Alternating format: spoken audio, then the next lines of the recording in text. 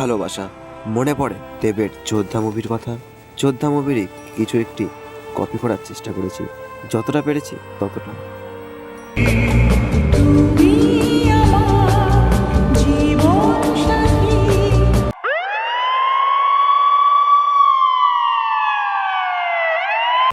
বিষয়টা খুবই অদ্ভুত। চেষ্টা করেছি দেবের যোদ্ধা মুভিকে কিছুটা রিমেক করেছি, বাট অতটাও না।